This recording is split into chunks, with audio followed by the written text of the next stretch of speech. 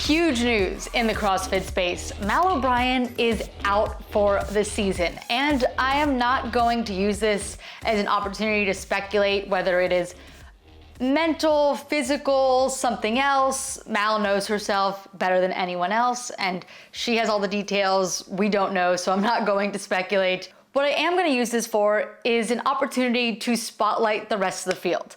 But first, let's just talk a little bit about what Mal said. So I'm going to put up on the screen and read you the parts that I think are the most important here.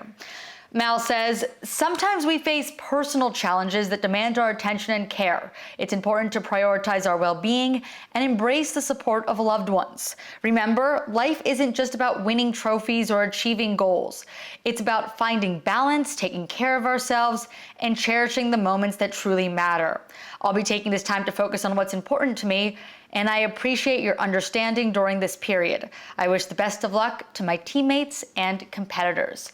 What I will take away from that is it does sound a little bit more mental, emotional than physical. But again, we don't know.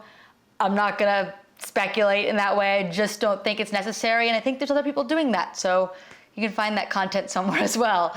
But what I do want to talk about is what this means for everyone else. And the biggest thing is it's all wide open. From semifinals to the games, everything is much more unknown.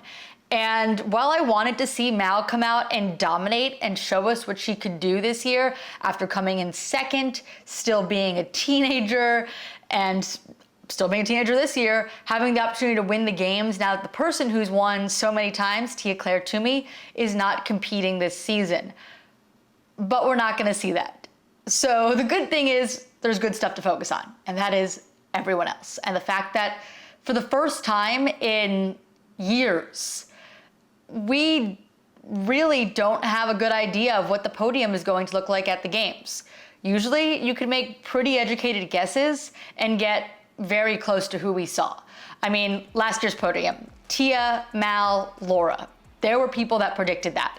Maybe not in that specific order, but people thought those three could be podium threats, and that's who ended up there. This year, but first, we have semifinals. And now this opens up a spot for another rookie in the field to potentially get into that top 11 and make it to the game. Someone like Fee Sagafi, who's been there before and has been trying to get back. Shelby Neal and Sydney Wells, who are two people who have been knocking on the door, especially Shelby Neal getting so close last year.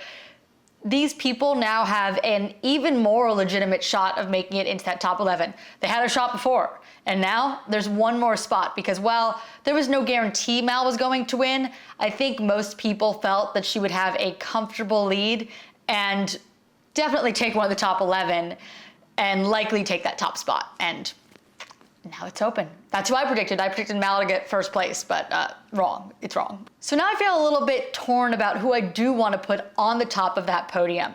I think there are some arguments to be made for Emma Lawson. She won her semifinal last year. She came in 6th at the game as a rookie who was still eligible for the teenager division. Now she would have aged out, but that doesn't really matter because she's already competing with the big dogs. Finished 6th there, and then she went to Rogue at a competition that I think most people wouldn't have expected her to do super well at, and she podiumed and came in 3rd. So I think she's a real threat for the top of that podium. There's also no one in this field who beat Emma Lawson at Rogue, but there is someone who beat her at the games. That would be Danielle Brandon, who came in 4th.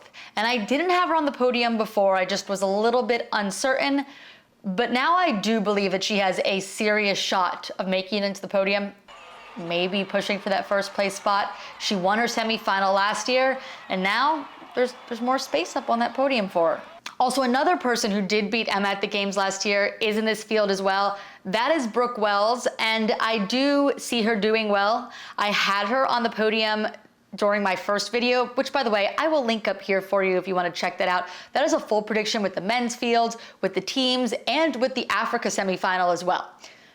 Back to North America East women though, I do think that Emma may have the ability to surpass Brooke. I think that we haven't seen Emma anywhere close to her best yet, being so young. And you could argue we haven't seen Brooke at her best in a while either with her injury and recovery. but I think Emma may be able to beat her out.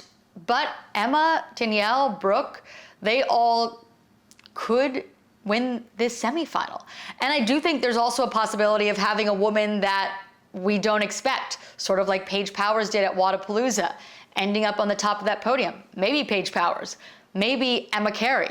So this is gonna be a fun weekend to watch, and maybe a little bit more fun, not necessarily from the spectacle of fitness, right? Because Mal is insanely fit, but from the unknown and unexpected, it may be a little bit more fun because there might be a little bit more unknown and unexpected now that Mal's out of the field. And now finally, what this means for the games. I touched on this at the beginning, but the podium is so unknown this year, and we have not had that in a long time. I think now that Tia and Mal are out, the obvious pick for a win would be Laura Horvath. But I think different than Tia and Mal, Laura has some things that she's a home run hitter at, but then she has some things that she's not very good at, or just not as proficient as the rest of the field. So she has some bad events and some great events, where I think Mal and Tia are people that have great events and then have middle of the pack events, not as many bad events or tests. But Laura is just a different athlete than the Tias and the Mals. So I think that she's a little bit more vulnerable when it comes to calling her the winner of the CrossFit Games. And it's gonna be exciting to see who is going to emerge, who is going to take this opportunity when 1 and 2 are out from last year to fill those positions.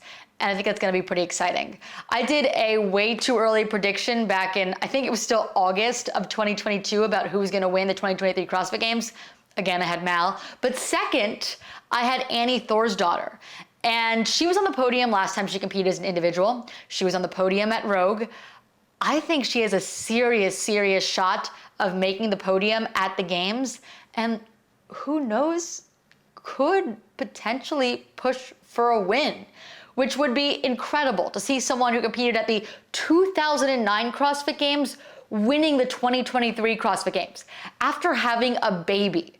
That's a storyline I would like to see, and a storyline that is still very much a possibility this year. So I think while it is sad that we're losing Mal this season, that we've lost Tia this season, there is a lot of things to be excited about, and that's embracing the unknown and being like, we get a lot of surprises. Surprises can be fun.